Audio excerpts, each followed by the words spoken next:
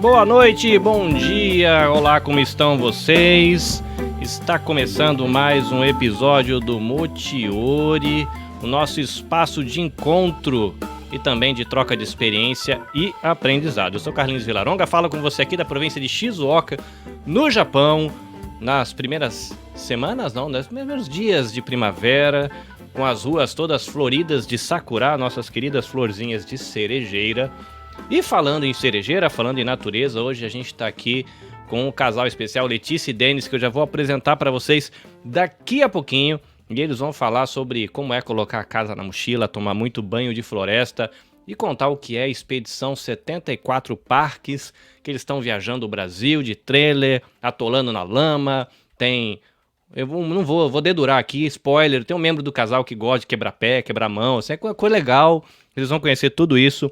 Mas antes disso, eu quero dizer aqui do nosso patrocinador, o Projeto Tsuru. Se você quer entrar aí em um processo de autocuidado, um processo de cuidar da sua saúde mental ou mesmo de autoconhecimento, não se esqueça que o Projeto Tsuru tem a equipe de psicólogos, tem também nutricionista, tem também fonoaudiólogos. Entre em contato www.projetotsuru.com para você ter esse tempo de autocuidado com você ou com a sua família, ou mesmo se você estiver aí encarando crise de ansiedade, está sentindo que os ânimos estão pesados, está entrando aí no processo de depressão, ou mesmo tem algum membro da sua família encarando aí crise de pânico, né? O Japão, perrengue, trabalho pra caramba, longe da família.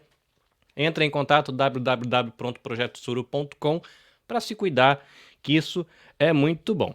Bom, Carlinhos Villaronga, começando aqui com a nossa audiodescrição, sou um homem branco, magricela, tenho olhos verdes, eu uso um óculos retangular, barba, cabelo e o quê? E bigode, né? Barba, cabelo e bigode curtinho, raspado com máquina.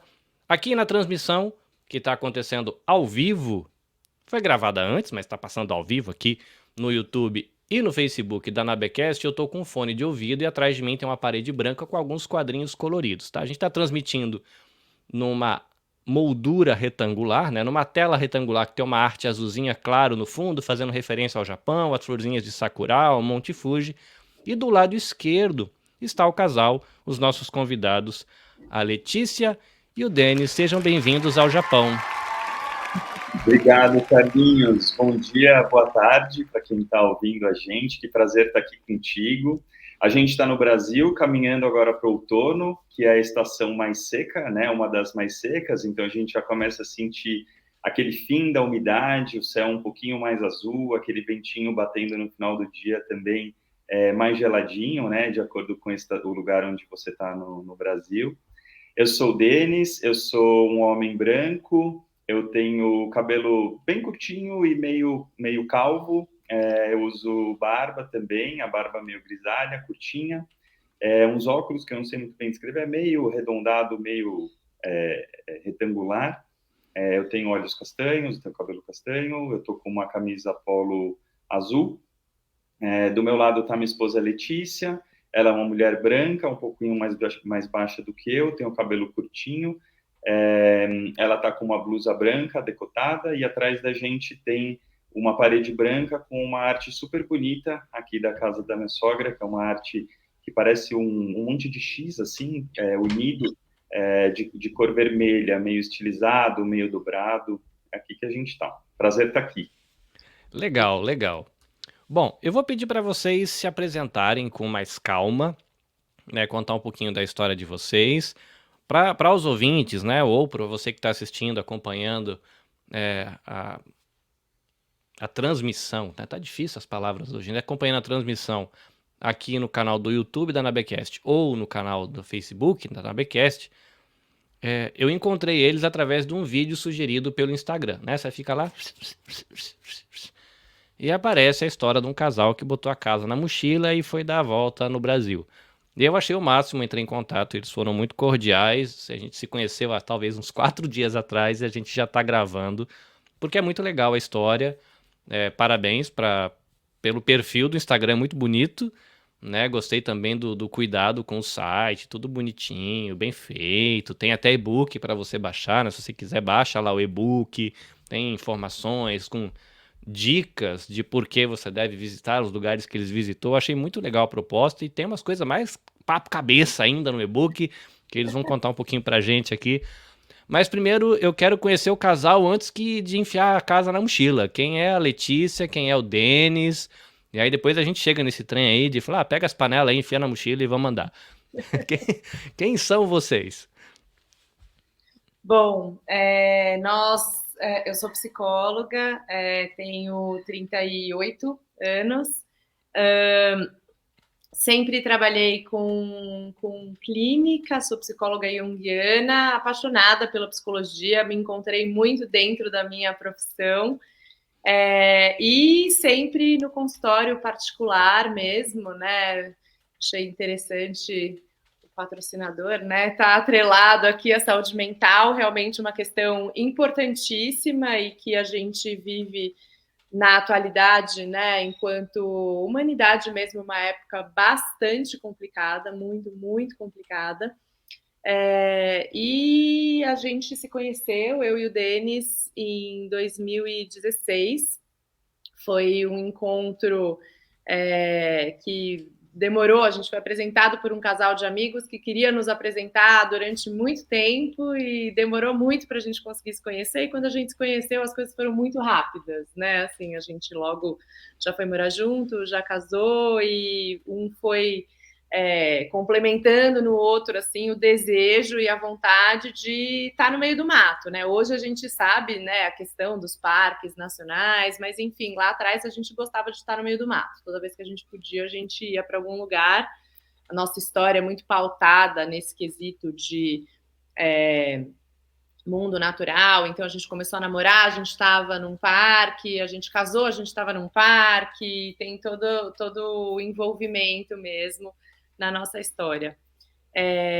E eu sempre, assim, fui percebendo a questão da importância da natureza como um elemento de bem-estar mesmo, importante, né, que de alguma forma a gente tinha uma intuição, eu acho, enquanto ser humano, né, você tá meio mal, você vai fazer uma caminhada, você vai num lugar alto, alongar a vista, né, ver uma paisagem longe, isso te acalma naturalmente, é uma questão que você consegue já começar a respirar diferente, né, entrar em contato com um lugar verde ou entrar numa cachoeira.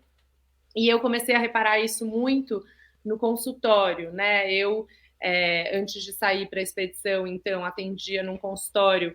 Nós somos de São Paulo, né? Eu estava em São Paulo e era tipo um pequeno oásis, eu acho, dentro da grande loucura que é a cidade de São Paulo, a correria.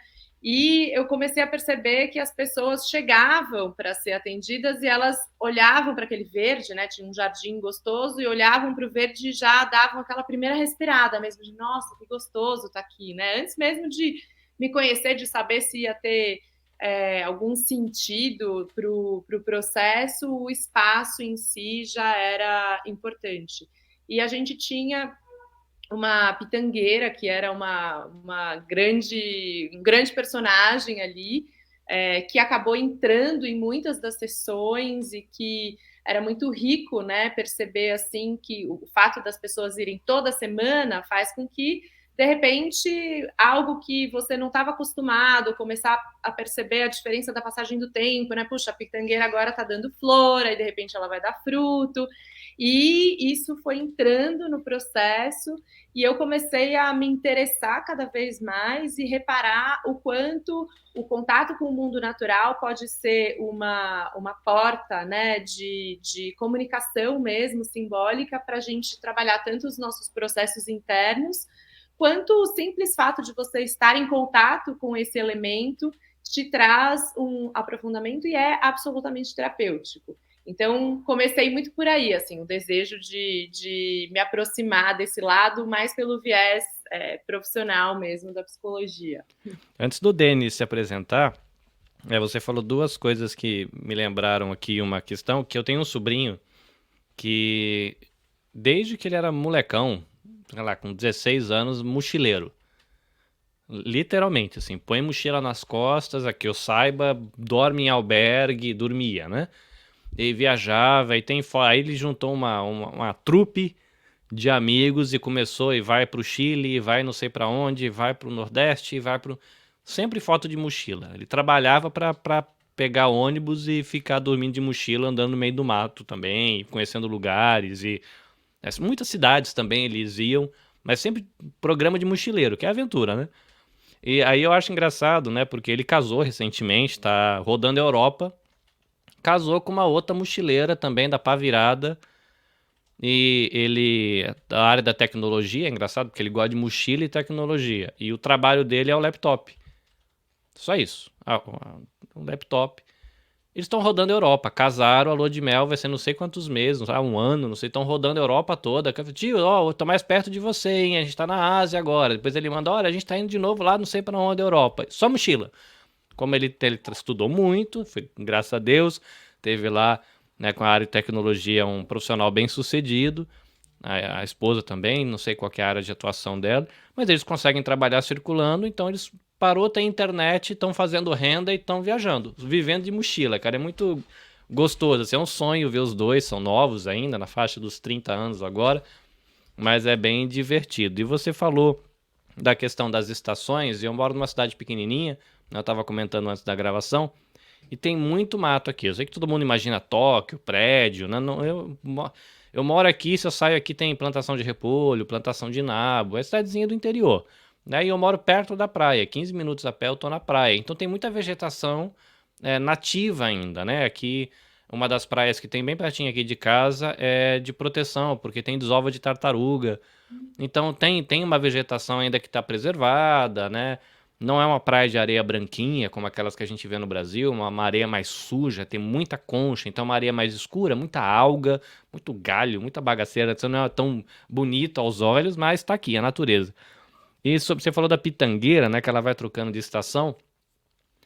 Eu brinco para minha esposa que eu devo estar ficando velho já, só depois dos 40 que eu comecei com isso. Para mim é os passarinhos. Porque aqui os passarinhos, como fica muito frio no inverno, eles vão, né? E vai não sei pra onde, se atravessa o continente. Eles desaparecem tudo, os passarinhos. Só sobra pardalzinho, pomba, essas coisas assim. E eles voltam. E a gente consegue sentir quando o inverno tá chegando no fim, pelo canto dos passarinhos, que começa a voltar.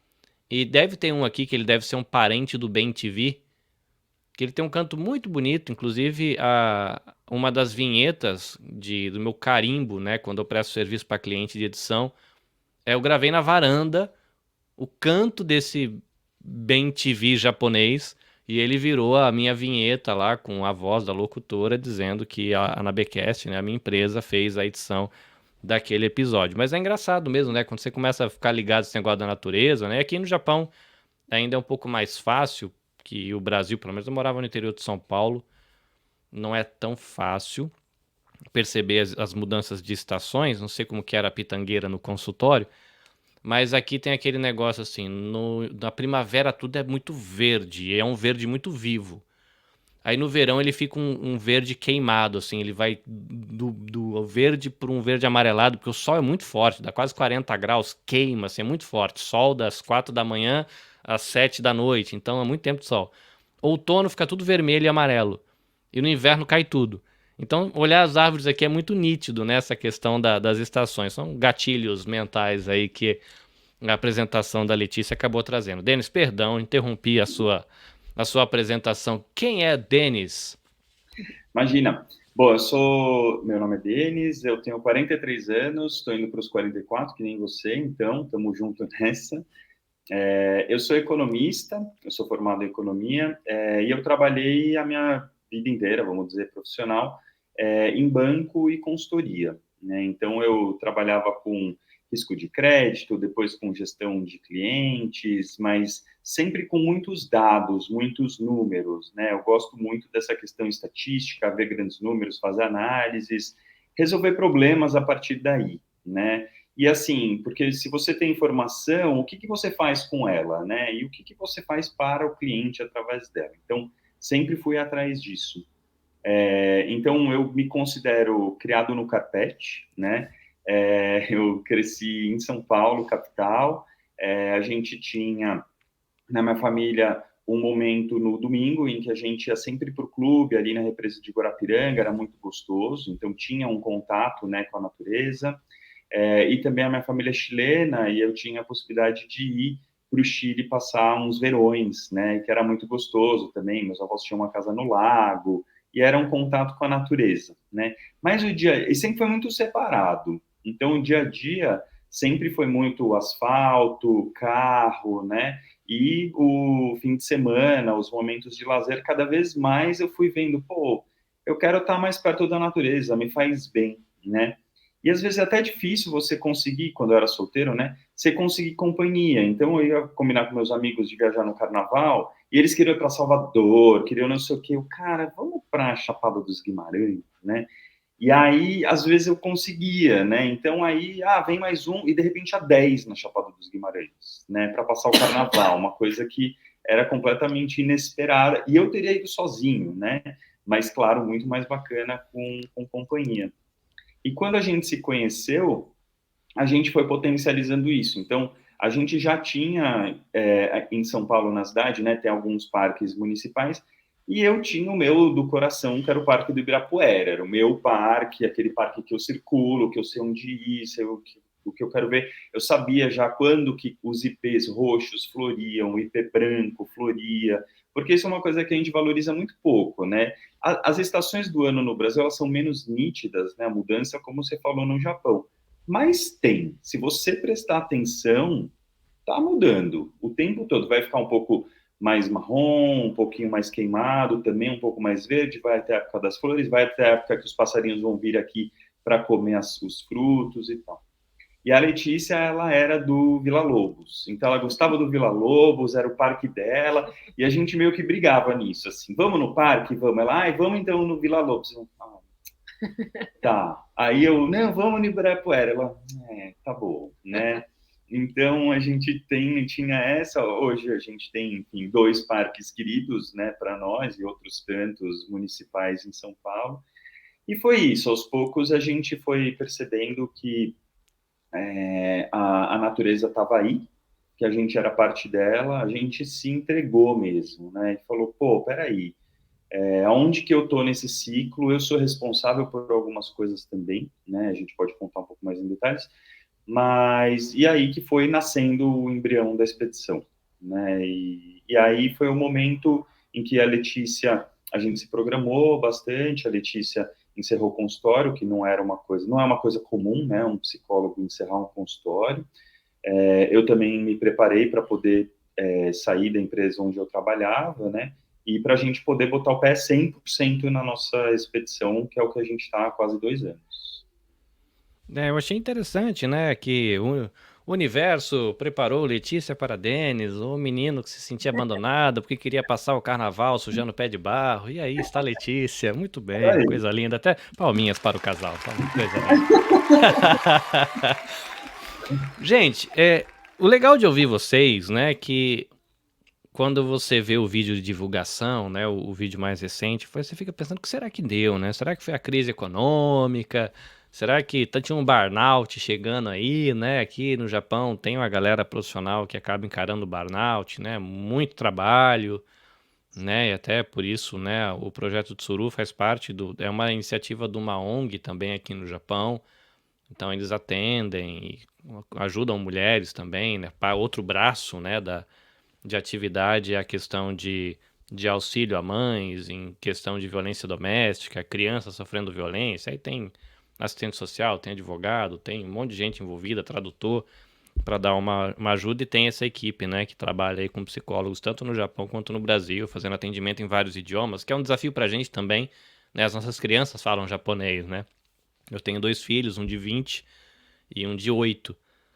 E né, um pequenininho, um de 1,85 m e um cotoquinho. Estão lá jogando videogame, os dois agora. Mas falam japonês, entendeu?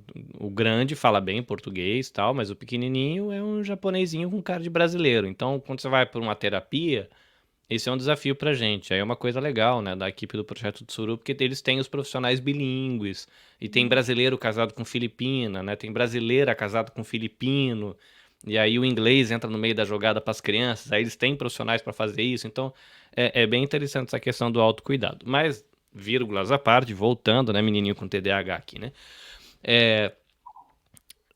a gente imagina falar, sei lá, teve um burnout, ou de repente os negócios não estavam indo bem, e vocês estavam falando que não é bem por aí, né? É a paixão pela natureza, e vamos. Mas quando foi o start, assim? Falando, não, agora a gente vai enfiar a casa na mochila e a gente vai aí viver de banho de floresta.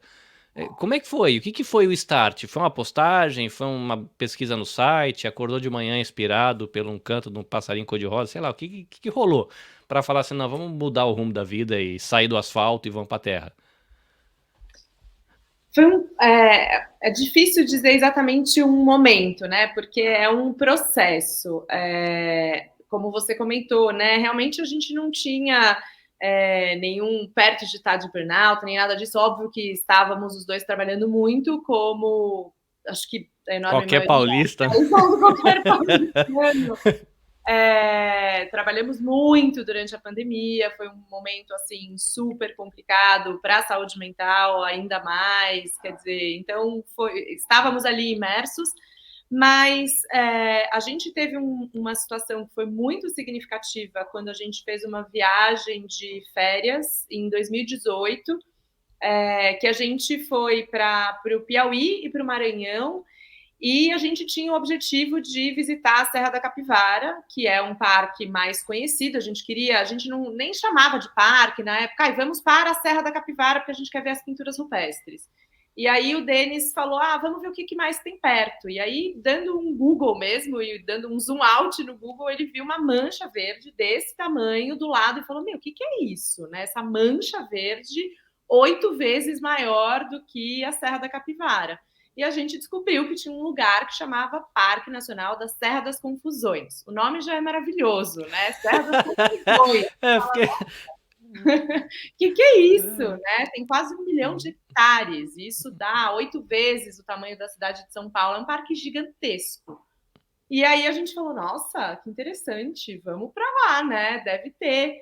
E foi muito difícil achar informação, conseguir... Daí a confusão. A confusão mesmo. Foi realmente muito difícil.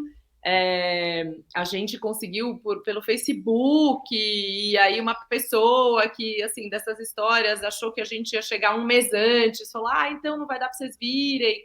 Enfim, toda uma história aqui, depois eu conto. E lá a gente ficou muito maravilhado, né? A gente foi para Capivara, então, que é um parque incrível, que tem muita estrutura.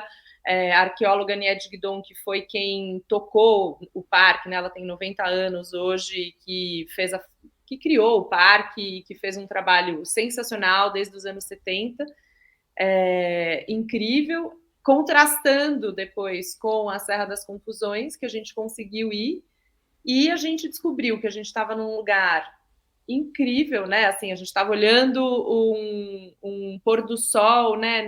Numas formações rochosas bem diferentes, assim, parece uns cascos de tartarugas gigantes, né? Vários, parece que você está num cenário meio futurista mesmo.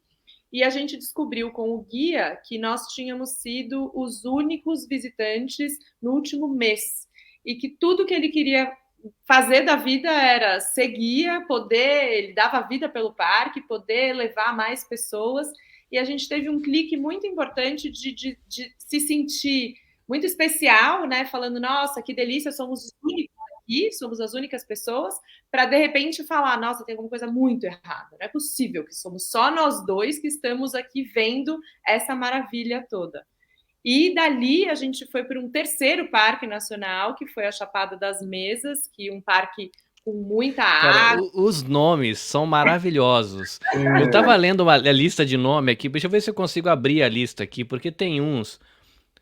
Ouvinte, aguenta aí um instante que eu tô rodando a listinha aqui do e-book. Poxa, será que eu acho? Será que tá no começo? Vamos ver Eu se tá no posso te citar um, se você quiser. Você que tem de cabeça, porque eu achei uns nomes assim maravilhosos. Eu falei, cara, que cada nome doido, né? Serra dos Órgãos é um. Que será? Que é tráfico ou é concerto musical, né? Que doideira.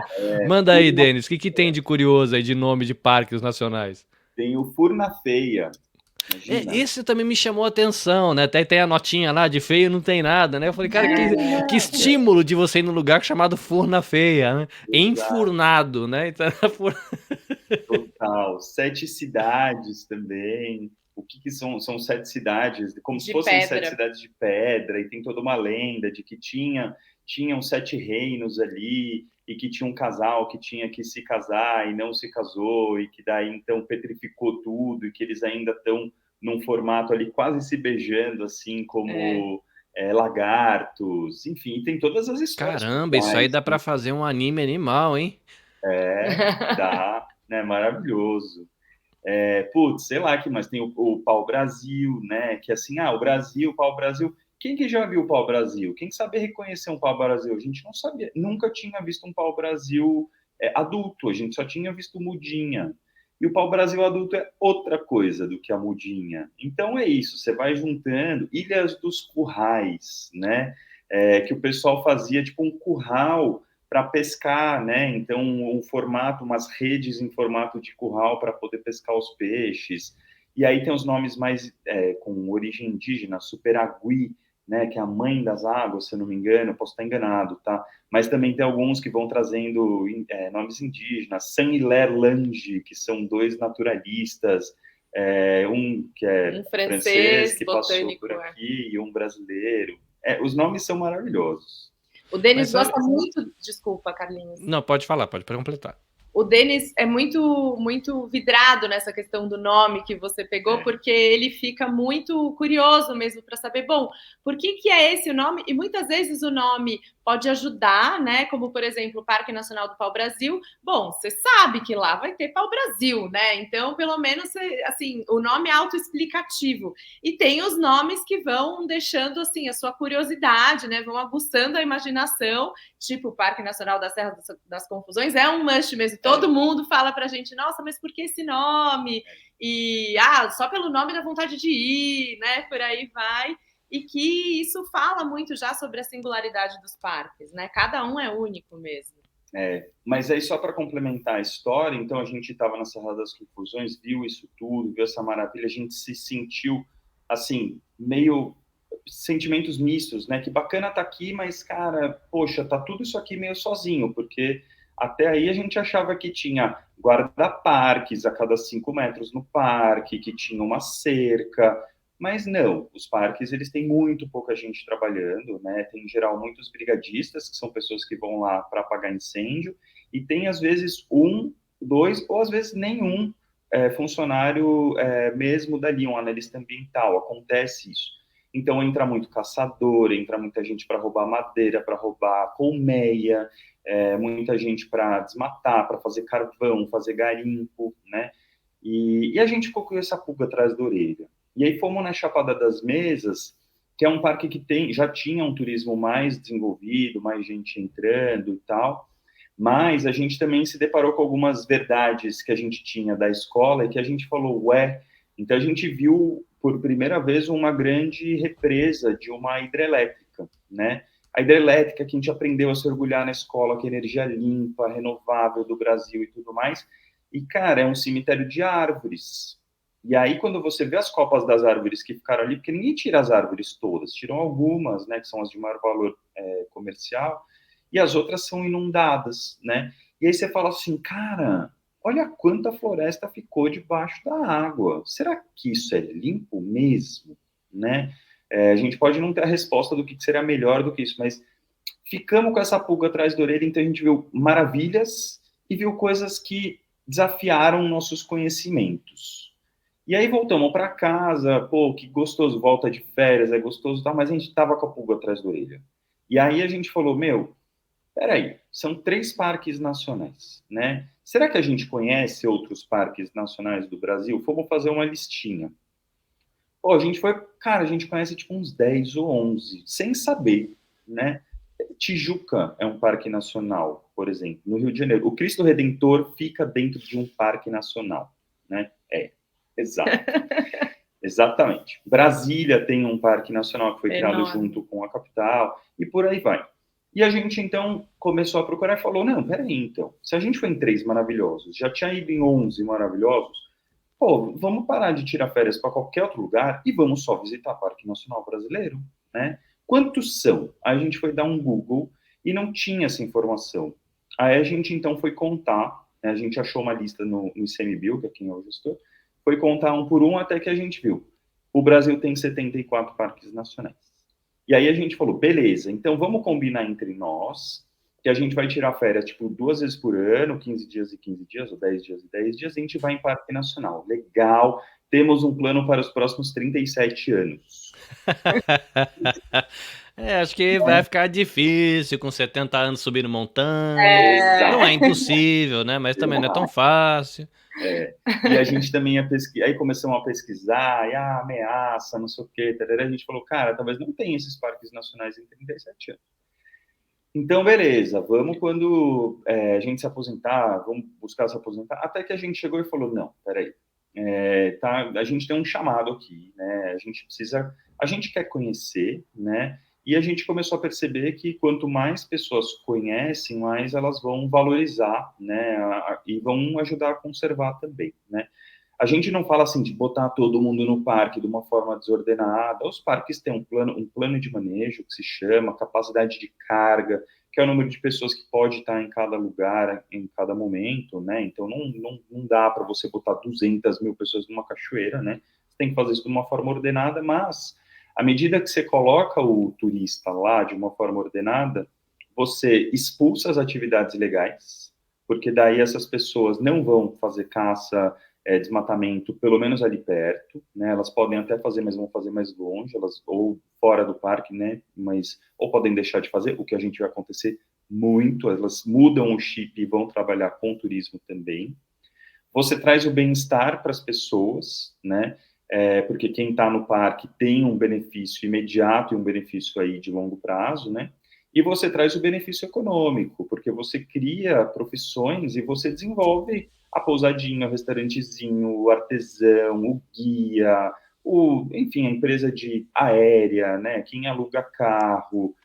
E aí que tá, tem até os números que mostram Eu tô rindo aqui, mas não é desrespeito, não. É porque agora, depois de ouvir a fala de vocês, faz todo sentido o e-book de vocês. É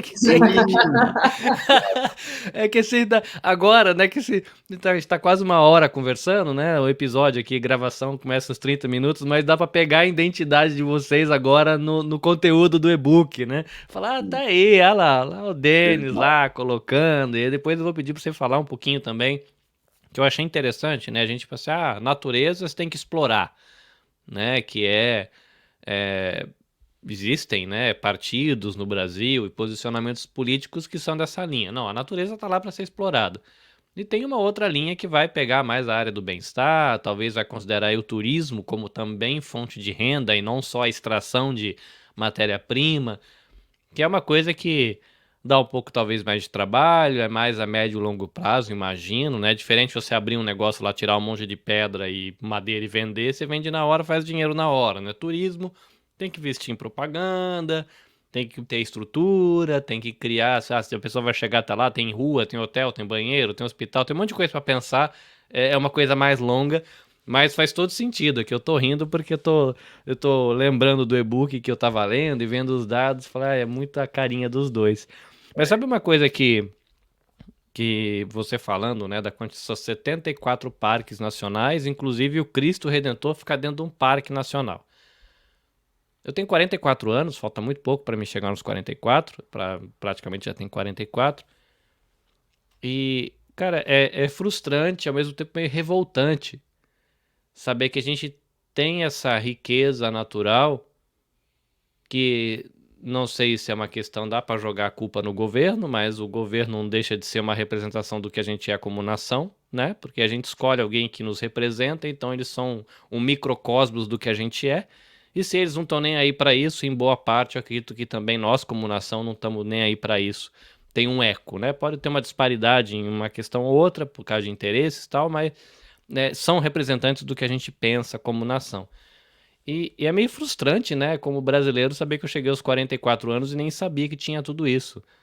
Sei lá, eu lembraria da Serra da Mantiqueira, me vem Foz do Iguaçu na cabeça, e eu acho que não passa disso. Se a Amazônia, nem sei se a Amazônia inteira chega a ser considerado algum tipo de parque, ou é só um pedaço, ou se é só uma reserva, né, enfim.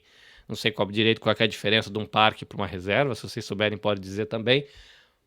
Mas é frustrante, né, porque você fala, caramba, né, a gente tem a nossa nação tá plantada ali num tesouro, a gente separou aquilo para dizer, ó, isso aqui é riqueza cultural, riqueza natural, e a gente ignora, passa por cima e como diz um amigo aqui, beijo pro Will, que é um podcaster aqui do Japão, lá do Press Startcast, ele fala, né, que nós brasileiros sofremos da síndrome de vira-lata, né, que o nosso nunca é bom, legal é o que tá lá fora, é o que tá no outro país, é o que tá na Europa, é o que tá na América do Norte, o que tá dentro do nosso país não é bonito, né? E é um pouco frustrante, isso é meio triste, né? Porque, sei lá, né? Se a criançada soubesse, talvez tivesse uma outra geração, né? Tivesse um investimento nisso. Mas vou dar aqui um exemplo, né? Tem uma cantora brasileira que ela faz concerto de MPB para japoneses. E ela tem o apoio do Ministério da Cultura, acho que o de Itamaraty, não sei direito os detalhes, mas ela faz shows aqui no Japão para público japonês. Ela canta MPB em português e fala em japonês nas interações. Entre uma música e outra, ela mostra cenas do Brasil. E ela veio fazer um concerto na minha cidade. E eu fui. Falei, a brasileira vai cantar MPB, né? Eu vou assistir. Tá no Japão, né? No mínimo é exótico, né? Você vê um show de uma brasileira tocando MPB, que aliás é outra coisa que a gente não valoriza muito no Brasil, e aqui é a nata do jazz brasileiro, né? A MPB aqui tem um barzinho em uma cidade chamada Nagoya, que não sei como é que tá agora, mas eu tinha pesquisado uma vez, são japoneses, o dono é japonês, a galera que frequenta é japonês, eles fazem roda de bossa. Uau. Chega lá, a galera tá tocando chorinho, tá cheio de partitura e vinil da galera eu passei na frente eu fiz a viagem, dá mais de uma hora aqui de casa. Eu passei na frente do barzinho, quando eu olhei o barzinho, a galera tomando a cervejinha, comendo um aperitivinho, todo mundo em volta da mesa, o cara tocando lá, e a galera fazendo o sonzinho e tal. Eu falei, não vou nem entrar. Eu não vou entrar, porque eu sou brasileiro, eles acham que eu conheço essa cultura brasileira do jeito que eles conhecem. Só de bater o olho você percebia de que eles conheciam muito mais a cultura dessa área, da bossa nova, do MPB, muito mais do que eu. Né? Então eu falei, não vou nem entrar. Mas a gente sofre dessa questão aí da síndrome, né, de vira-lata, né, e de impostor, e de que o bom é do outro. E é muito triste, né, você não ter isso valorizado. Eu não sei, realmente, agora eu queria ouvir de vocês, assim, tem solução para isso? Porque assim, já fica a dica, tá, gente? @entreparquesbr.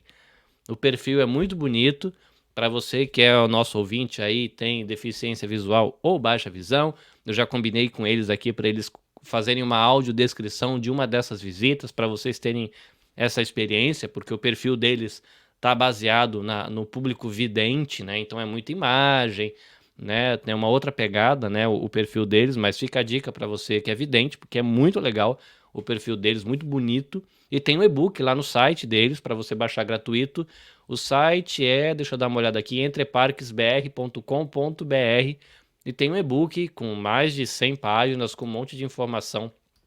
E eu vou pedir pro Denis daqui a pouquinho falar dos números, umas paradas de PIB. Eu até conversei com a minha esposa agora, um pouquinho de gravação. Eu falei, cara, o negócio deles é sério, não é rolezinho só não. Estão falando de PIB do Brasil, comparando com os Estados Unidos da América. Cara, o negócio é sério. Mas e aí, gente? Vocês estão rodando, vocês conheceram já várias realidades. Pelo que eu vi, vocês já estão há 2 anos na estrada, mais ou menos, né? Com trailer. Então, boa parte de vocês já andaram. E qual a sensação de vocês? Tem solução? Que vocês viram várias belezas, mas e aí? Quais as soluções, né, pra, sei lá, porque eu descobri isso agora, vou ficar fã desse negócio, graças a Letícia e Denis, mas e aí, cara? E a gente como nação, o que vocês sentem, né? Tem solução pra esse trem? Eu acho que tem, Carlinhos. Eu acho que, na verdade, a gente não tem outra solução a não ser acreditar que tem e fazer alguma coisa para isso. Mas eu queria pegar um gancho também do que você falou sobre essa relação da cultura aí do Japão com o que tem aqui, né? Com a bossa nova, com a MPB, que é uma coisa muito impressionante. A gente, em todos os parques que para nós brasileiros são desconhecidos, os estrangeiros já conhecem. Tem estrangeiro em todos os lugares. E assim, estrangeiros que europeus, australianos, que estão há mais de 30 anos, 40 anos, na realidade, há centenas de anos, visitando e valorizando as belezas naturais do Brasil, até pela nossa história de colonização mesmo, né? Então, eu acho que tem toda essa parte de nós termos sido colonizados há 500 anos, e aí vieram uma série de pesquisadores, de naturalistas, de exploradores, inclusive, que vinham, né, com essa missão de encontrar o que poderia ser explorado no Brasil, e eu acho que isso se reverte e se comunica até hoje na nossa política, que nunca foi, independente do governo atual, né, ou anterior, ou qualquer que seja, a conservação nunca foi pauta, né? Tomara isso esteja em mudança, em transformação, principalmente pelo momento atual global que a gente vive, mas essa questão sempre foi olhada dessa forma, né? A natureza como algo que está ali para nos servir, né? Aquela coisa assim, para que serve isso, né? Você olha para uma planta e você vai falar, tá, mas para que ela serve? E a planta não tem que servir para nada, né? É o uso, é esse utilitarismo que a gente olha, e isso mostra muito e fala muito de uma relação que eu acredito muito da gente ter se divorciado do mundo natural, né? Hoje a gente se coloca no mundo como a natureza está lá e eu estou aqui, e a gente vai até ela para no melhor dos casos, melhorar, para se tranquilizar, para trazer um benefício terapêutico, no pior dos casos, para explorar, né, para retirar, para matar, para usufruir, enfim. E eu acho que tem toda essa relação que a gente precisa transformar. Então, o nosso projeto, né, e aí eu estou falando aqui, realmente, faz 2 anos que a gente saiu, e a gente tem uma construção contínua, né? Então, eu e o Denis, a gente discute muito sobre isso, é sério mesmo, e a gente fica pensando em como, em última análise, a gente precisa ter uma transformação de paradigma mesmo social da humanidade, para que a gente possa voltar a se relacionar com o mundo natural de uma forma reintegrada, né? De como a gente se reconecta, se reintegra aquele mundo que lá atrás a gente se dividiu, se divorciou e começou a simplesmente explorar. Eu acho que tem um exemplo muito legal que foi muito marcante para nós quando a gente saiu, que era a nossa preocupação com a água. A gente falou, putz, como é que a gente vai fazer para ter acesso à água, né? Porque, enfim, São Paulo, abre a torneira, tem o filtro, você sabe que você pode tomar, a água está ali, limpa. E a gente ficou pensando, nossa, vamos colocar uma caixa d'água no carro, vamos colocar uma parte a mais. O trailer tem, né, uma caixa d'água, mas enfim, a gente ficava muito preocupado. E a gente estava tão distante de um dado que eu acho que também deveria ser óbvio para todo mundo, que é as fontes de água, 80% no Brasil das fontes de água limpa, mesmo potável, estão em unidades de conservação, como os parques nacionais. Existem outras categorias, né? Mas assim, a gente vai na fonte, literalmente, a gente vai ver da onde que vem a água, né? A gente vai provar as várias águas, a gente vai entender que existem diferentes formas de nascente. Tem aquela que vai nascer ali meio da pedra, tem aquela que vai estar num campo meio alagado, vai ter o buritizal, assim, são inúmeras paisagens que deveriam fazer parte do nosso imaginário, né? E que garantiriam a nossa sobrevivência, porque afinal de contas, né, a gente precisa de água, todos os seres precisam de água, e que a gente está tão distante. Isso foi assim um chacoalhão logo no primeiro mês, sabe? Como se fosse assim um tapa na cara mesmo, nosso de puxa, como que eu não tinha isso tão claro, né? E eu só tenho clareza disso por causa da expedição agora. E mesmo em São Paulo, a gente prestando atenção nisso, né? Sei lá, coisas assim simples. Vamos ter uma composteira em casa, vamos reciclar, enfim. Mas isso era distante, porque a gente precisa se reintegrar mesmo. Isso é uma coisa que a gente acredita muito e que a nossa expedição, né? Os parques têm essa riqueza absoluta mesmo, a diversidade que a gente tem. Enfim, o Brasil é o país com a maior biodiversidade do mundo, né? O que a gente tem aqui efetivamente não tem lugar nenhum, mas e uma forma da gente visitar os parques não só uma coisa deliciosa para você entrar numa cachoeira e aprender sobre tudo isso, mas é um formato também da gente se reentender como ser humano neste planeta que a gente habita hoje. Você falou da questão da água, né? Que você abre a torneira, e falou do utilitarismo, né? Não serve para nada, arranca, joga fora. E eu ouvi uma conversa um tempo atrás dizendo de que para muita gente, se você perguntar assim, comida vem da onde? A resposta é mercado. Uhum. E essa pessoa falou, gente, comida não vem do mercado, comida vem do sítio, vem da fazenda. E aí a pessoa terminou o raciocínio dizendo assim, você já parou pra pensar que um dos piores problemas que a gente tem com a humanidade é que as abelhas estão acabando? Aí todo mundo fica assim, que abelha acabando, velho, você tá ficando louco. Tem a ver, né? Eu nem gosto de abelha. Eu particularmente, não gosto de abelha. Aí ele falou assim, cara, um dos grandes problemas que a gente tem no mundo hoje é que as abelhas estão acabando. E aí você não sabe, mas se não tem abelha, não tem comida. Eu falei, como assim, velho? Não tem abelha, não tem comida? Aí isso foi, a pessoa tava explicando. Eu falei, não, a abelha leva pólen, fertiliza, a flor vira fruta, a fruta tem comida. Não tem abelha, vai morrer todo mundo de fome. A comida não vem do mercado, né? E é engraçado, né? A Letícia falando essa questão assim, pô, eu tô indo visitar a fonte da água que a gente bebe. Não tem que estar preocupado se tem água, garrafa PET pra mim usar, né? Mas é engraçado. Manda lá, Denis.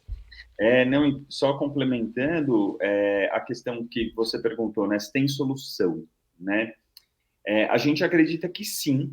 Não tem, assim, por um lado eu vou dizer, não tem uma solução única, por outro lado eu vou dizer sim, tem uma solução única, tá? Então eu vou pelo não, né? Se você botasse a gente na frente dos maiores líderes mundiais, ministro, presidente, não sei o que, falasse assim, e tivesse 60 segundos para falar, cara, o que eu faço para solucionar? Não tem uma receita de bolo que vá servir para todos os 74 parques nacionais, ou para as 300 e tantas unidades de conservação federais, ou para todos os parques estaduais, não tem, né? Então, isso é muito difícil, né? Se a gente ganhasse na Mega Sena, né, e tivesse todo o dinheiro do mundo, e falasse assim, beleza, a gente vai aplicar nisso, também não tem uma solução única. Cada parque vai precisar da sua solução, porque tem pessoas em condições diferentes, com históricos diferentes, às vezes morando dentro do parque, no entorno do parque, tem todas as suas condições, né? Então, isso dá meio que um desespero, assim, cara, não tem uma solução única, mas tem uma solução única, que é a seguinte, a gente, como sociedade, se responsabilizar por isso, né? Isso é nosso, né? Então, você falou do governo e tal, sim, o governo tem um papel importante, a gente tem que cobrar, tem que saber o que pedir, tem que saber cobrar do governo, né? Mas a gente não pode se colocar do lado passivo só, não. A gente tem que estar do lado ativo. A gente vê nos parques nacionais, aonde a sociedade civil ela está junto do parque, onde ela trabalha junto do governo, onde ela ajuda a desenvolver, cara, o parque está num outro patamar de turismo, de trazer bem-estar, de trazer conservação. Infelizmente, a gente não tem isso em todos os parques. E não estou aqui para culpar ninguém, é o que é, né? Mas então a gente, como sociedade, precisa achar formas como a gente vai ajudar esses parques a terem mais visitação, a terem mais conservação, a terem mais visibilidade, a se tornarem, a mostrar a importância que eles têm, né? E para fazer isso, não precisa fazer como a gente está fazendo, pegar 3 anos e pouco e visitar os 74 parques nacionais, né? Você pode visitar um parque nacional, Você pode preferir ir nas suas férias para um parque nacional. Pô, mas é caro, é longe. Beleza. Vai no parque estadual. Pô, mas é caro, é longe. Beleza, vamos no parque municipal. Pô, mas não tem na minha cidade. Vamos cobrar, né, a prefeitura de ter, ou fazer uma pracinha, plantar uma árvore, né? A gente esquece que, assim, a gente pode reclamar, mas não tem árvore na minha cidade. Tá, mas se não plantar hoje, daqui a 20 anos também não vai ter, né? Não é que vai, se não passe de mágica, alguém vai transplantar algumas árvores para cá. Isso não vai acontecer, pode acontecer, mas custa caríssimo e pode não dar certo. Então, assim, a bala de prata, né, como se diz, que é aquela incisiva mesmo que você vai conseguir atingir tudo, nós, como sociedade, a gente se inclui nisso, né, enfim, e a gente chama quem quiser e puder para se envolver nisso, a gente ser parte do problema e ser parte da solução, né? Aí sim a gente vai conseguir. É trabalho de formiguinha, não é uma pessoa sentada em Brasília que vai resolver tudo, ou em qualquer outro lugar, na ONU, que vai resolver tudo.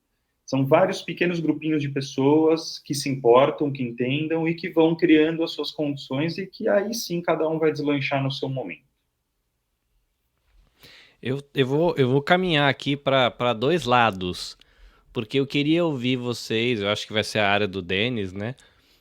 A parte daquele negócio do PIB, do quanto isso gera de dinheiro, porque uma vez, eu não vou lembrar a referência, o que seria mais justo, mas eu não vou lembrar de quem ou onde eu ouvi, mas a pessoa estava comentando algo em torno de algo assim. A gente, às vezes no Brasil, não que isso não seja importante, mas a gente faz um movimento como nação tentando correr atrás de tecnologia, tipo perseguir a Alemanha, que é muito boa em máquina, ou de repente a China e o Japão, que é muito bom em nanotecnologia, coisas pequenas, eletrônicos e tal.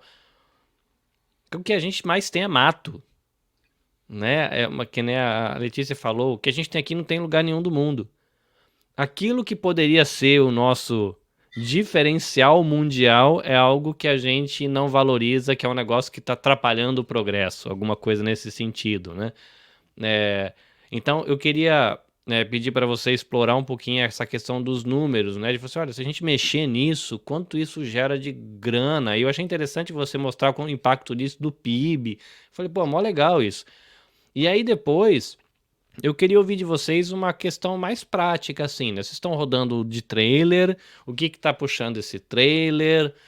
Se alguém quiser entrar nessa aventura, eu vi que no vídeo, né, na narração, a Letícia fala do cuidado, fizeram cursos de primeiros socorros, mostrou você lá com o pé estourado, agora tá com a mão estourada, igual de uma aventura mesmo, menino. E que cuidados, que dicas você dá? Prática, né? A pessoa vai se meter no meio do mato. Você falou, a gente foi num lugar, tava só nós dois e o guia. Né? Não é um negócio sério, porque se o guia desmaia, o que vocês fazem? Como é que sai de lá, né? Então, eu vou pedir a parte econômica para você dar uma passeada, assim, né? Não precisa nada tão profundo, mas assim, trazendo uma ideia de como realmente esse negócio também gera grana, gera emprego, gera impacto positivo para a sociedade. E vocês trazerem depois essa questão prática. Eu falo, se você quiser viver essa aventura, ó, toma cuidado com isso, é tal documento, é tal cuidado, né? Você falou, tem lugar que tem garimpo, né? Se você meter a cara lá, aparecer lá de noite, vai tomar um tiro na cara, né? Falando português claro. Né? Tem alguns cuidados que devem tomar e vocês já estão rodando aí há 2 anos, eu queria ouvir. Então vamos lá. A parte da economia e depois dar uma parte mais prática, eu quero saber como que é lavar a louça no meio do mato. Legal. Bom, a parte econômica, assim, eu fiz alguns cálculos, né, mas eu me baseei em muitos números que já tem. Tem especialistas no Brasil que fazem os cálculos de benefícios para a economia da conservação, tá? Um deles é o Thiago, né, que fez. O Thiago que fez o principal estudo no Brasil, em que ele comprovou, né, ele verificou que para cada R$1 que você investe em unidade de conservação, você consegue voltar R$7. Olha isso, se botar R$1, recebe 7, né? Nem investimento na Bolsa de Valores não tá dando isso, né? Exato. Depois ele também, algumas pessoas fizeram assim, mas vou contar, né? Então, como que você volta esse 7, né? Você vai voltar justamente pelo que circula na economia ali, local e no entorno, né? Então, você vai ter um guia que vai depois comprar no supermercado, que vai alugar uma casa, que vai construir alguma coisa, ou você vai ter uma lanchonete, um hotel. Então, esses R$ 1, né, que você vai somando, eles vão se multiplicando, né? Na economia tem isso do fator multiplicador. Eu tenho R$ 1, né? Eu guardei 50 centavos, eu comprei alguma coisa da Letícia de 50 centavos, né? Ela vai pegar os 50 centavos, vai guardar 25 e vai gastar 25. Tem um fator multiplicador na economia. Então, aí, parte desse dinheiro ela vai comprar de mim de volta. Então, na verdade, eu tenho R$ 1,25, né? O dinheiro, ele se multiplica, né? Não é milagre, mas é assim que funciona na economia. Então, 1:7. O outro dado é que nos Estados Unidos, os Estados Unidos têm 63 parques nacionais. Eles têm menos concentração de visitação. No Brasil, a gente tem 10% dos visitantes a gente tem para 5 parques nacionais 90% dos visitantes, tá? Nos Estados Unidos tem 10 parques nacionais com 80% dos visitantes, né? Então é um pouco menos concentrado, mas é muito concentrado ainda. Mas lá, a visitação é 10 vezes maior do que a gente tem no Brasil. A população é maior, tem um maior poder aquisitivo e tudo mais. Se você levar tudo isso em consideração, né, para ser conservador, o cálculo que a gente fez, a gente chegaria em 200 mil empregos indiretos adicionais ao que a gente já tem hoje. Então, se a gente fosse para o patamar dos Estados Unidos, considerando que a gente ganha menos, considerando que aqui tem menos gente, são 200 mil. Mas eu gosto de usar agora o número do Instituto Semeia e da BCG, que é uma consultoria. Eles fizeram juntos um estudo muito aprofundado com benchmark não só nos Estados Unidos, como a gente fez, mas em uma série de outros países, né? E eles, então, chegaram ao número de 1 milhão de empregos que podem ser criados e 44 bilhões em PIB de geração, enfim. É que eu estava imaginando, né? Você pega 200 mil empregos, mesmo que seja só um salário mínimo, que eu sei que não vai ser o caso. Cara, é um mundaréu de dinheiro que gira, né? Exato. Exato. E além disso, Carlinhos, tem tudo o que você economiza, né? Porque se você tiver a conservação acontecendo, a água vai continuar limpa. E aí você não precisa, então, tratar a água para beber. É claro, você tem que tratar o esgoto da forma correta, não vamos tirar isso da conta, né? Mas, assim, você não vai ter que tratar na entrada, né? Você vai ter a água pura chegando, você tem o ar puro. Você pode acabar usando menos ar-condicionado. Tem estudos também que dizem que o Rio de Janeiro teria 5 a 7 graus Celsius a mais do que tem hoje se não fosse a Floresta da Tijuca. O Parque Nacional. O Parque Nacional. O Parque Nacional funciona como um ar-condicionado natural para a cidade. Lá já tá dando quase 50, esse dia o pessoal tá morrendo frito no verão, né? Não estaria ninguém lá. E, vou te dizer outra coisa. Aquela floresta... Você conhece o Rio? Eu já fui uma vez, mas não dá para dizer que eu conheço, só fui. Aquela floresta não é natural. Aquela floresta foi o primeiro experimento muito bem sucedido de reflorestamento no mundo.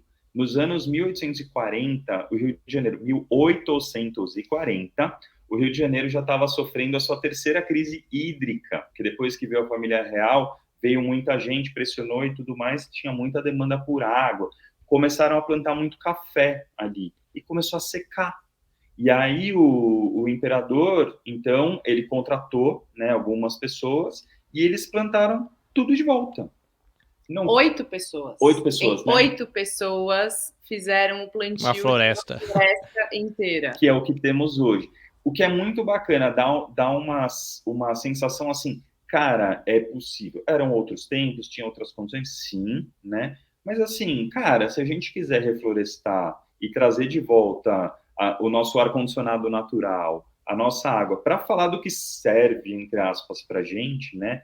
A gente consegue, né? Não é fácil, não é barato, mas é possível. É uma questão mais de boa vontade, de iniciativa, seja civil, seja governamental, do que uma questão de impedimento técnico, né? Sim. As próprias abelhas que você comentou antes, tem cálculos que falam assim, se a gente não tivesse as abelhas para fazer o processo de polinização, a gente teria que gastar na ordem de 1 trilhão, são números absurdos, assim, e a gente tem, inclusive, culturas, hoje o maracujá, por exemplo, o maracujá que a gente consome, ele é, na sua maior parte, polinizado manualmente, com um pincelzinho, porque já não tem mais a abelha, que é uma abelha bem específica que faz a polinização do maracujá, que é uma abelha bem grande, solitária, parece um besouro, e ela já está em risco de extinção. Então, a produção de maracujá, você tem pessoas com pincel transferindo o pólen de uma planta para outra para ter o fruto do maracujá. Então, é uma realidade que já acontece, né? É muito... Saudade da jarrona de suco de maracujá depois do almoço de domingo aqui. De vez em quando você acha um maracujá que veio lá de Okinawa, né? Que é um maracujazinho roxo, pequenininho assim. Sei. Saudade, bate do coração. Maracujá é gostoso. Bom, então tem jeito, porque a gente tem um exemplo que deu certo e dá... Ah, mas vai gastar dinheiro, isso é perda de tempo, é nada. Vai gerar muito grana, vai gerar trabalho no Brasil precisa, e vai ser bom para todo mundo.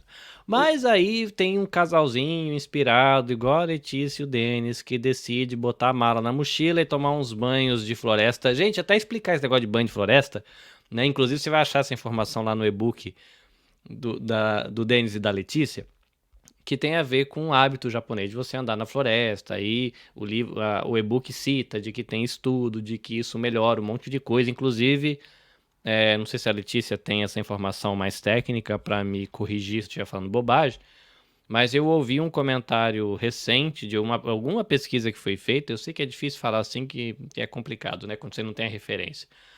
Mas dizendo que as árvores, elas soltam alguma coisa, né? Tem o cheiro, elas se comunicam através de um negócio lá que parece um hormônio.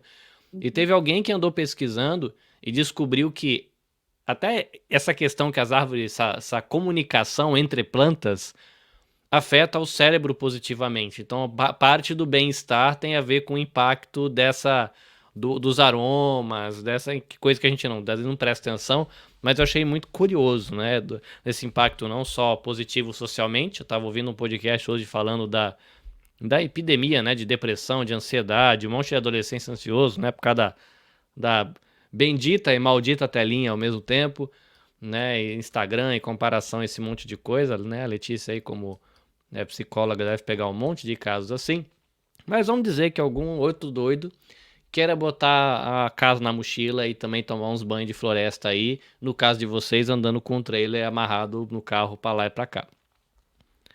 Que passos vocês diriam assim, prático? Falar, olha, faz isso, isso e isso primeiro, tal coisa, tal coisa, tal coisa, toma cuidado, tal coisa, não faz que vai dar ruim. Então dá pra gente encerrar aqui uma parte mais prática. Para quem quer dar uma mochila, ou às vezes sem o trailer, só com o carro, só com uma van. Enfim, aqui tem uma galera que faz, né, home truck. Eles pegam as vans e faz a van virar uma casinha, porque aqui não dá pra fazer uma carretona, porque as ruas do Japão tudo fininha aqui na minha região. Mas e aí? Dicas práticas para quem quer botar a casa na mochila e dar uns rolezinhos na natureza. Dicas práticas. Bom, eu diria... É muito importante você ter, assim, o básico, né? Uma blusa de manga comprida e uma calça comprida, né? A gente vê por aí pessoas saindo, fazendo trilha de top, short, assim, com uma vestimenta. Não precisa ser uma vestimenta técnica de uma determinada marca, não estamos falando nada disso, mas é super importante a questão de a gente se entrarem no nosso site, no Instagram, a gente está sempre parecendo estar com a mesma roupa, é mais ou menos isso mesmo, mas é isso, é sempre blusa de manga comprida e calça de manga comprida, porque além de você ter uma questão de sol, você está andando no meio do mato, você está suscetível a passar por um espinho, dependendo do bioma que você está. A Caatinga, por exemplo, é um bioma que ele é inteiro de espinho, né? Então você está ali andando, você está muito sujeito a arranhar o braço, a perna, por uma questão de segurança,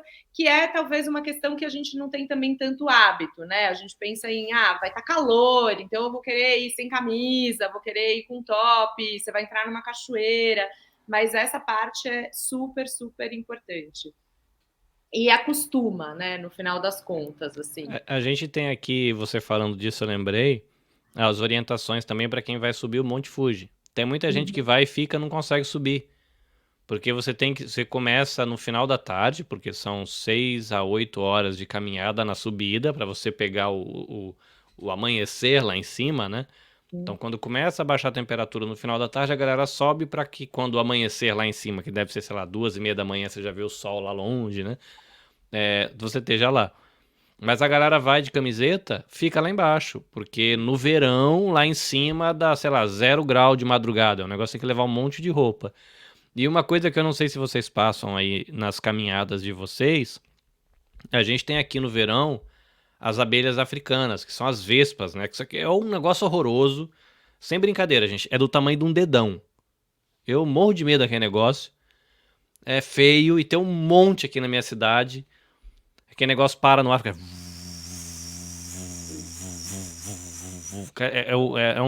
não gosto, mas tem uns que são um dedão. Que negócio se picar, você arranca até teu cérebro. Mas é verdade, se você tomar picada daquilo, você tem que sair correndo, porque é igual escorpião. Você tem que pedir socorro na hora, porque senão você tem choque anafilático, né? E capota. E se você tomar picada, você tem que tomar. E ainda dizem, não sei se é cientificamente provado, mas os japoneses dizem, falam, se você tomou uma picada e teve que tomar o remédio, não arrisca tomar a próxima, porque na segunda o antídoto não resolve. Mas enfim, e também aí tem a questão do boné, né? Eles falam pra gente, você vai sair no verão, não sai com roupa preta, chapéu preto ou boné preto.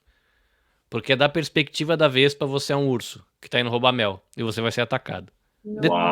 É um detalhe besta. Sim. Mas aí quando eles falam, se você vai passear num lugar à noite e tem Vespa, não vá de roupa branca.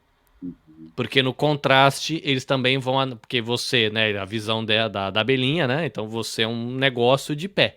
Na cabeça deles, você tá indo pegar mel e você vai ser atacado. Detalhes bobos, né? Mas...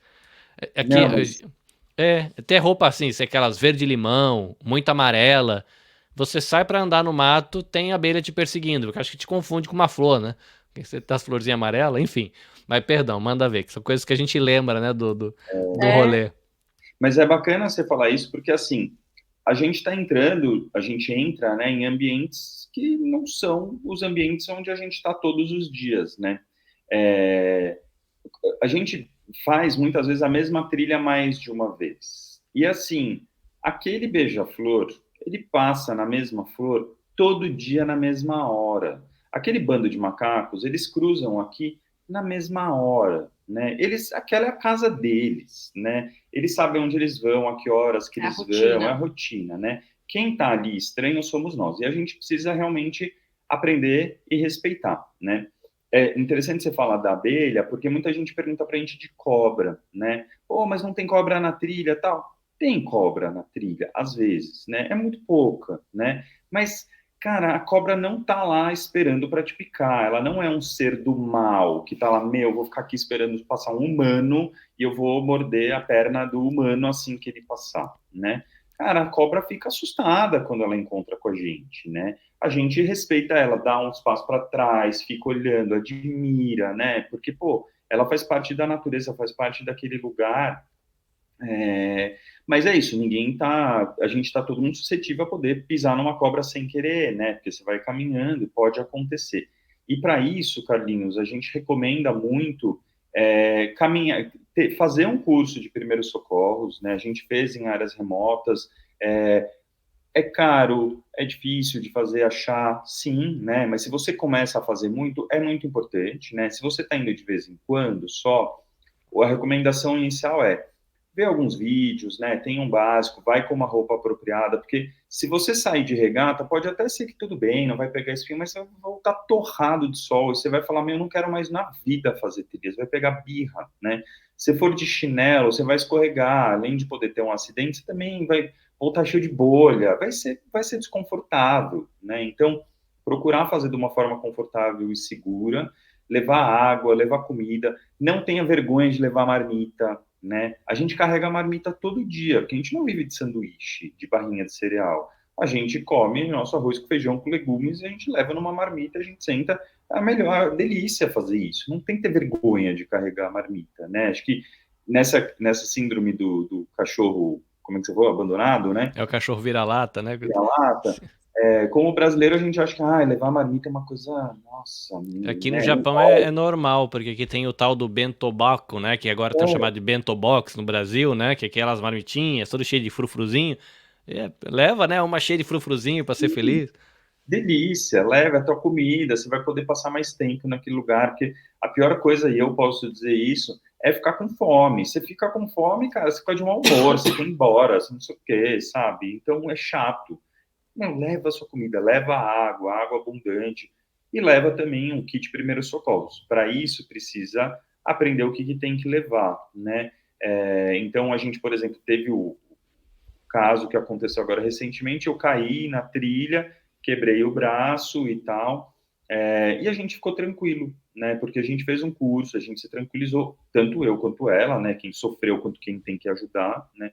A gente me mobilizou, saímos da trilha, fomos procurar ajuda médica e assim, cara, a gente sabia o que fazer, né? Porque a gente já tinha pensado nessas circunstâncias, tinha um material para fazer, né? Pô, todo mundo vai levar, então se eu não tiver tudo isso, não vou fazer uma trilha? Não, mas também não vai fazer aquela super trilha, né? Tem que tomar cuidado.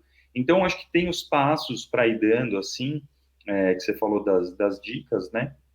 E além disso, assim, vai procurar informação do lugar, né? Em geral, a gente vai em muitos parques onde vai muito pouca gente, muito pouco turista, vamos dizer, né? Vai ser difícil ter informação a não ser da nossa. Mas os maiores parques, os mais visitados, têm informação abundante. Tem blog, tem informação do próprio governo, tem o Wikiloc, por exemplo, que vai ter trilhas mapeadas, tem guia também que vai poder te levar. Então, assim, dá para ir sem medo. Vai ter um lugar, vai ter o que ver, vai ter o que aproveitar. E só para dar uma última recomendação, se você for tirar férias e for visitar um parque nacional, guarda um tempo para alguma coisa inesperada positiva, tá? Então, assim, eu vou passar 7 dias, vou chutar qualquer um, na Chapada dos Veadeiros. Então, primeiro dia eu vou em tal lugar, segundo dia... Quando você chegar lá, umas oportunidades de ver lugares vão se apresentar. Se você tiver com um cronograma apertadinho, você não vai ver aquela coisa que você nem sabia que existia, né? E você vai falar, pô, eu fui embora, queria ter ido, vou ter que voltar. Aí a gente, em geral, não volta nos lugares, aí no ano que vem você vai querer ir para outro lugar e vai ficar sempre com aquele, eu queria ter ido, queria ter ido.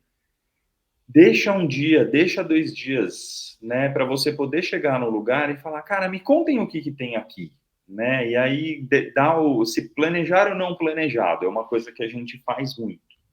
E que a gente aprendeu que realmente, assim, por mais que a gente se esforce para reunir a informação antes, converse, tenha até contatos prévios, nada equivale, nada se equipara a você estar no lugar e descobrindo e perceber até o que o seu humor naquele dia tá mais a fim de fazer, né? E geralmente a gente vai com uma programação um pouco mais fechada, porque você quer aproveitar ao máximo, né? Você quer curtir ao máximo, e chegando lá você se depara com coisas que não necessariamente estavam no roteiro, que você gostaria de fazer, então a gente aprendeu a planejar o não planejado, é uma prática nossa que foi necessária, mas que é maravilhosa hoje, que a gente indica para todo mundo.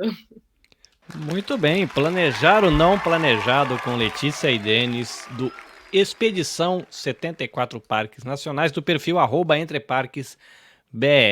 Bom, já acabei de dizer qual é o perfil, né? E vocês acabaram também de nos informar de que muitas vezes a informação só vai achar com vocês, porque é vocês que estão visitando esses lugares que não deveriam ser escondidos, mas acabam sendo desconhecidos. Então vamos lá, todas as redes nacionais é ótimo, né? Redes sociais, e-mail, site, onde a galera encontra vocês, o que diz aí, pode fazer a propaganda, a hora do jabá. É fácil porque é tudo Entre Parques BR, então o nosso site é o www.entreparquesbr.com.br. No nosso site é onde a gente tem a informação mais bem organizada. No site dá para ver o mapa por onde a gente já passou, os pontos de interesse, a gente pegou os polígonos dos parques nacionais e a gente plotou isso dentro de um Google Maps, então você consegue ver, né, aonde que é exatamente o parque, aonde que está. E também, puxa, aqui tem uma cachoeira tal, aqui tem um banheiro, aqui tem um mirante, a gente marca isso e disponibiliza, tá tudo ali aberto, gratuito. A gente está formulando também um padrão de busca, né? Então, assim, puxa, eu quero visitar um parque nacional que tenha pintura rupestre, ou que tenha um aeroporto perto, ou que esteja no estado tal, ou que esteja no bioma tal. A gente tem essa possibilidade das buscas, claro, né, de acordo com os que a gente já visitou, que foram os 47, no site está 45 ainda. E a ideia é que você possa escolher, né? Não só assim, puxa, eu quero ir para tal lugar, mas assim, nossa, eu quero viver essa experiência, eu quero ter um banho de cachoeira, né? Onde que eu posso achar um banho de cachoeira? No Instagram, a gente tem a informação mais de dia a dia mesmo, a gente conta um pouco sobre as nossas experiências, não é sempre que a gente consegue postar, a gente consegue ter uma certa regularidade, mas a gente tem desafios tecnológicos, né? Assim, puxa, às vezes a gente não está num bom acesso à internet, tem toda essa parte de estar no meio do mato e da tecnologia não acompanhar tanto, mas acaba sendo uma ótima forma também de encontrar a gente, de se comunicar. A gente tem também uma newsletter que a gente manda com uma frequência que alterna, mas a gente, por exemplo, acabou de responder 7 perguntas que a gente mais recebia. Então a gente falou, bom, vamos organizar isso, né? Desde qual o parque favorito de vocês, como que começou a expedição, o que vocês vão fazer depois da expedição. Eram perguntas que geralmente apareciam e que a gente respondeu nessa newsletter, mas ainda dá para acessar, se quem quiser ter as respostas para essas 7 e outras mais, né?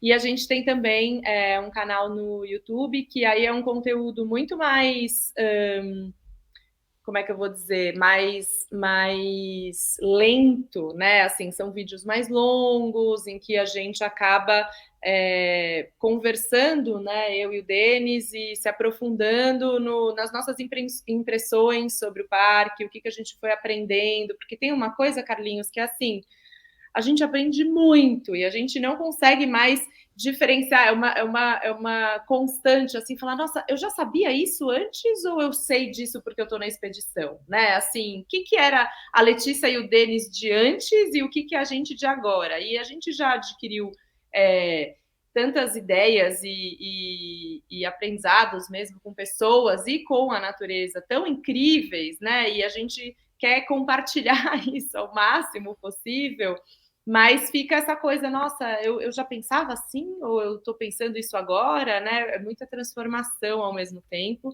e nos vídeos do YouTube é o lugar onde a gente acaba compartilhando mais essa mudança, né? Essa linha de raciocínio nosso. E tem 2 e-books, como você bem falou, ali no site tem o link para um e-book, que é o e-book dos 3 motivos para visitar parques nacionais, e 3 motivos para cada um dos 40 que a gente visitou até o momento da documentação. Então, ele é vivo, de tempos em tempos a gente para e atualiza, né? A gente já começado com 25, aí 40, daqui a pouco a gente vai atualizar, então é para ele ser uma leitura mais rápida, né? E você ter highlights, assim, do que visitar. Tem o link também ali para o nosso site, o link para o YouTube, né? É a faísca. É a faísca. E a gente tem um guia que a gente desenvolveu junto com a Viva Lá, que é uma empresa que faz ecoturismo, né? Bastante bacana. E então a gente fez um guia de parques nacionais do Sul. Então tem os 13 parques nacionais do Sul. Ele é mais detalhado. Então ele vai trazer ali, aqui dá para fazer canoagem, dá para ver pôr do sol, nascer do sol, tem rio, tem cachoeira, né? Tem um depoimento de cada um de nós ali sobre cada um dos 13 parques do Sul. Logo mais a gente vai fazer a edição 2, que é do Nordeste, em seguida a edição 3, que é do Sudeste, e ao longo do tempo a gente vai também, até que no final da expedição a gente vai ter todas as regiões e todos os parques mapeados. É tudo de graça. Coisa linda, muito bom. @entreparquesbr, o site entreparquesbr.com.br. para vocês conhecerem a viagem, as aventuras de Letícia e Denis, o garoto que gosta de pular nas cachoeiras e voltar para casa com um pedacinho de gesso, dando dor de cabeça para Letícia. Coisa linda. A aventura faz parte, gente. Isso aí vai para contar para neto, depois fala, eu vou quando eu era moleque. Gente, seguinte, se você quiser acompanhar o que a gente faz aqui no Motiori Podcast, a maneira é me seguir no Twitter, @anabecastjp, e no Instagram, @anabecast.jp. Você pode procurar a Anabecast também no YouTube, no Facebook, que tá lá mais coisas, não só o Motiori Podcast, como também o Ouvidos Viajantes, como também o Você Também Podcast, enfim, tem outras coisas, o meu trabalho de voluntário no Instituto Maria da Penha às vezes aparece por lá, mas enfim, né? Então, nabecast.jp no Instagram, @nabecastjp no Twitter. E não se esquecendo do nosso patrocinador www.projetotsuru.com, saúde e bem-estar para você, comunidade brasileira no Japão, atendimento psicológico presencial, mas também online, não apenas em português, como também em japonês, e quando tem disponível, profissionais que falam espanhol, inglês. Então você pode entrar em contato lá com o atendimento, www.projetotsuru.com, manda lá o seu recadinho pelo Zaps ou pelo Line, e o pessoal já fala com você, você já pode combinar, ver entre os profissionais disponíveis aquele que você se identifica melhor, que talvez te encaixa melhor com o seu perfil, né? Tem o seu contato ali online ou mesmo presencial e vai se cuidar para você ficar bem e super belezinha. Não esquece de que o Diálogos Motiori faz parte do coletivo Podosfera Nipo Brasileira, então fica o convite para você conhecer outros podcasts da comunidade brasileira no Japão que estão conectados na rede. Então você visita lá @podnipobr no Instagram e vai ter um monte de artezinha com todos os podcasts que a gente já encontrou por enquanto, e a gente está conectando a galera que produz aqui no Japão. Se você gosta de anime, se você gosta de cinema japonês, se você gosta de notícias do Japão ou de cultura pop japonesa, tem várias opções lá para você conhecer sobre história, enfim, dá uma fuçada lá que você vai achar alguma coisa legal para você. Coisa linda. Maravilha. Letícia, Denis, obrigado pela visita, a disponibilidade, o carinho de vocês foram muito receptivos, a gente conseguiu marcar esse bate-papo rapidinho. Então, para a gente terminar, vou pedir para a Letícia deixar uma palavra, você, Denis, deixar uma última palavra aqui antes da gente dizer o nosso sayonara. Acho que a minha última palavra talvez vai trazer o ponto que você falou do banho de floresta, né? Que é um ponto muito bacana que eu fui estudar e que o Japão realmente é uma grande referência. As plantas secretam essa substância que chama os phytoncides, né? Que eles entenderam, os pesquisadores, eles fizeram uma pesquisa que pegava pessoas que caminhavam durante um período do dia, né? 1 hora durante a cidade, e essa mesma hora, o mesmo grupo foi exposto a um ambiente de floresta, mas no mesmo passo, no mesmo ritmo, para eliminar a parte de ter um benefício puramente fisiológico, né? Assim, tá bom, ele vai caminhar mais rápido, então isso vai acelerar o coração e tal, não era por aí. E eles perceberam que não só você tinha uma melhora realmente no bem-estar, por você estar em contato, mas o seu sistema imunológico, o seu sistema fisiológico como um todo e o bem-estar emocional, né, foi sendo mapeado, e isso dura por até 1 mês. Então, o Japão hoje colocou como prática das políticas públicas os banhos de floresta. Você tem médicos do sistema público que receitam banho de floresta. Chega uma pessoa que está com uma dificuldade emocional, com depressão, e uma parte crucial do tratamento vai ser você ir para um parque 1 vez por mês, que seja idealmente mais, para você dar uma passeada. Então, isso, na verdade, é uma comprovação, né, um convite de algo que a gente já sabia, né? Quando a gente está em contato com o mundo natural, a gente está sempre num bem-estar, né, num estado muito mais completo. E os parques nacionais aqui são um convite para que quem está aqui no Brasil possa se aventurar, se maravilhar e se beneficiar de tantos tantas questões terapêuticas aí. Pô, delícia de papo, Carlinhos, que bom que a gente está aqui junto, obrigado demais. Tudo que a gente quer mesmo é que as pessoas conheçam mais os parques, pode ser à distância, mas idealmente que elas possam ir até os parques, né? Então, de novo, não precisa sonhar em fazer, ou pode sonhar, né? E seria legal fazer o que a gente está fazendo, a gente vai dar todas as dicas, né? Só chamar a gente, vai ser um prazer ter colegas, né, fazendo algo igual ou semelhante, poder trocar ideia. Mas, assim, a natureza está aqui, né? Ela está ao nosso redor, está dentro da gente. É a gente se permitir mesmo olhar a fase da lua, olhar para as estrelas, mesmo em São Paulo, né, onde é difícil ver uma estrela, mas na hora que a gente conseguir ver uma estrela, né, olhar para ela mesmo, sentir as aves, sentir as mudanças, e a gente se responsabilizar por isso, né? Isso aqui a gente vai ter aquilo que a gente empenhar e a gente buscar ter, né? Então, vamos ser cada vez mais ativos nisso, né? A gente só tem a se beneficiar, a gente só vai ganhar, né? Então, acho que esse é um dos principais pontos. Muito obrigado. Obrigada, verdade. Muito bem, coisa linda, coisa linda. Diálogos Motiori, normalmente 2 episódios por mês, às vezes acontece de ser 10 dias e outro 20 dias depois, né? A gente vai com a agenda do convidado, com o tema que aparece, mas segue a gente, tá no YouTube, tá no Facebook, na página da ABcast, mas se você quer acompanhar apenas o Motiori, o caminho é você seguir a gente no Spotify, que aí agora, a partir desse ano, eu tô colocando em vídeo também, então se você gosta do vídeo, né, você segue lá o Spotify, o Diálogos Motiori no Spotify, você vai conseguir acompanhar em vídeo. Se você não curte, você desliga a telinha, fica só no áudio, mas também está disponível no Google Podcasts, Apple Podcasts, Deezer, Amazon Music, essas coisas aradas tudo, tá tudo lá para você acompanhar o Motiori Podcast. Eu espero você no próximo episódio. Uma vez mais, obrigado Letícia, obrigado Denis. Eu vou me despedir de você que está nos acompanhando aqui, seja no seu agregador de podcast ou no vídeo, e fico com eles aqui no Bastidores para dar o meu tchauzinho. Então até a próxima. E sayonara, não era esse, era essa aqui, ó. Ahá. É isso, gente. Nos vemos em breve. Beijo.